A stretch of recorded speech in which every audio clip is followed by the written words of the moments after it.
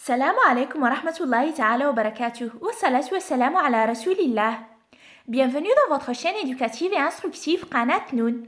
Comme vous le voyez d'après le titre, notre leçon aujourd'hui sera autour des nombres pairs et des nombres impairs.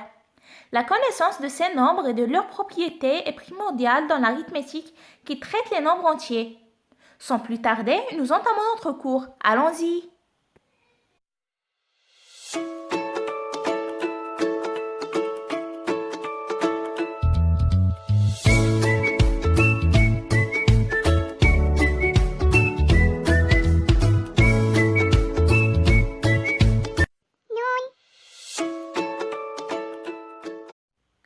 Définition des nombres pairs. Ce sont les nombres divisibles par 2. Autrement dit, tous les nombres qu'on peut diviser par 2. C'est-à-dire, lorsqu'on effectue la division d'un nombre pair par 2, eh bien, on obtient un reste nul. On constate alors que tous les nombres pairs sont des multiples de 2. Et inversement, bien évidemment, tous les multiples de 2, ce sont des nombres pairs.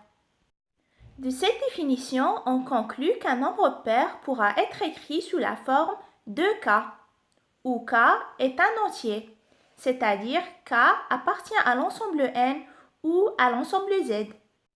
Puisqu'on avait dit que c'est un multiple de 2, donc à chaque fois qu'on multiplie 2 par un nombre entier quelconque, on obtient un multiple de 2, c'est-à-dire un nombre pair.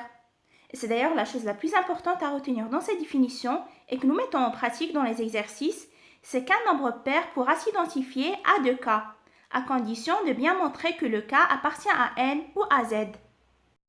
Par exemple, le nombre 12 est un nombre pair, car 12 peut être écrit sous la forme 2 fois 6.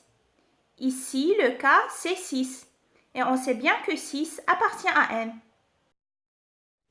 Aussi, le nombre 68 est bel et bien pair, car 68 n'est rien d'autre que 2 fois 34.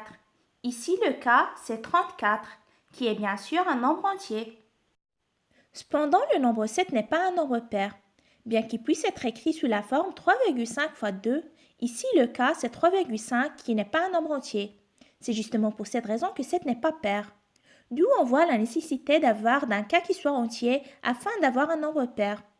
Et oui, on ne l'impose pas juste pour le plaisir. Passons maintenant à voir les nombres impairs. Eh bien, pour faire simple, dans l'ensemble des entiers, qu'ils soient naturels ou relatifs, si l'on met à part tous les nombres pairs, eh bien tout ce qui reste, ce sont des nombres impairs. Autrement dit, un nombre entier est ou bien pair ou bien impair. Plus précisément, les nombres impairs sont les nombres indivisibles par 2, c'est-à-dire qui ne sont pas des multiples de 2.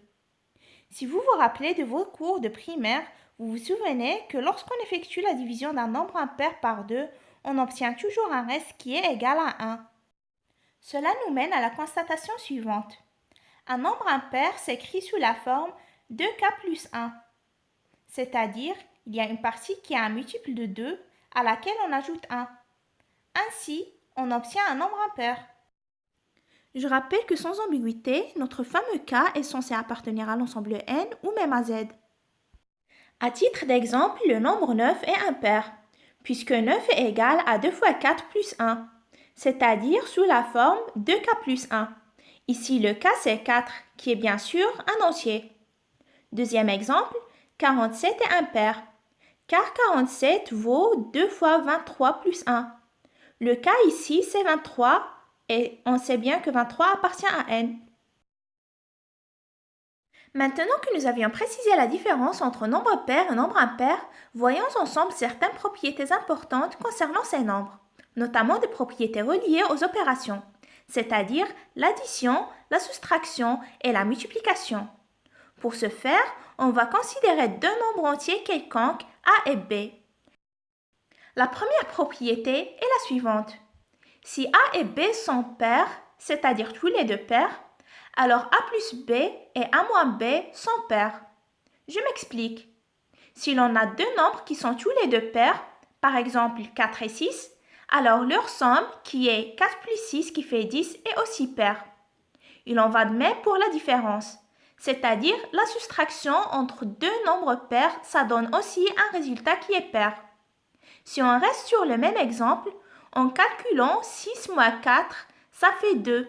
et 2 est bien pair. De façon générale, on dit que la somme de deux nombres pairs est paire et la différence de deux nombres pairs est aussi paire. L'énoncé de la deuxième propriété est comme suit. Si A et B sont impairs, alors A plus B et A moins B sont pairs. Méfiez-vous cette fois-ci, parce qu'en additionnant deux nombres impairs, on n'obtient pas un résultat impair, mais plutôt pair. Par exemple, en additionnant 5 et 7, qui sont tous les deux impairs, on obtient 12, qui quant à lui est pair. Ceci est valable aussi bien pour la soustraction que pour l'addition. En soustrayant 5 de 7, on obtient 2, qui est pair. Bien que 5 et 7 soient tous les deux impairs. Quant à la troisième propriété, elle s'intéresse à l'addition et la soustraction des nombres de parité différentes. Par exemple, si A est pair et B impair ou vice-versa, dans ce cas, A plus B et A moins B sont impairs. Par exemple, 4 est pair, 7 est impair, alors leur somme qui vaut 11 est impaire, ainsi que leur différence qui vaut 3. Intéressons-nous maintenant au cas de la multiplication par un nombre pair. La propriété stipule que si A ou B est pair, et là je tiens à attirer votre attention sur ce ou qui veut dire au moins l'un des deux nombres est pair, c'est-à-dire ou bien A est pair, ou bien B est pair, ou bien tous les deux pairs. Alors dans ce cas, le produit AB donne un résultat pair. Par exemple, en multipliant le nombre impair 7 par le nombre pair 2, on obtient 14 qui est pair. Autre exemple, si l'on multiplie cette fois 4 par 6 qui sont tous les deux pairs, on obtient 24 qui est aussi pair. La cinquième et dernière propriété traite à son tour une multiplication. Mais cette fois, il s'agit de la multiplication entre deux nombres qui sont tous les deux impairs. Leur produit est à son tour impair. Comme exemple, la multiplication de 7 par 9, qui sont tous les deux impairs, fait 63, qui est aussi impair.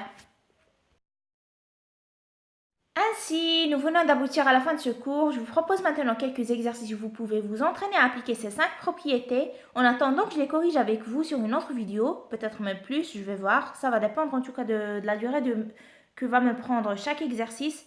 Je vais essayer de les scinder en petites vidéos. Mais n'attendez pas juste la réponse, le plus important c'est d'essayer de faire l'effort par vous-même afin d'optimiser votre apprentissage. Même si vous n'arrivez pas à la réponse, ce n'est pas grave. L'essentiel c'est d'essayer et de réessayer et d'apprendre par ses propres erreurs. Je dis toujours que quelqu'un qui fournit un effort, même s'il n'arrive pas à la bonne réponse, mais il est 1000 fois mieux que celui qui se contente de recopier la réponse. Ceci est dit, je vous incite vraiment à réfléchir à ces exos et à la prochaine! N'oubliez pas de nous encourager par vos j'aime, de vous abonner à la chaîne, d'appuyer sur la cloche pour recevoir toutes nouvelles vidéos et de partager la chaîne avec vos amis. Et n'oubliez pas notre slogan, c'est parce qu'on croit en vous. وقل رب زدني علما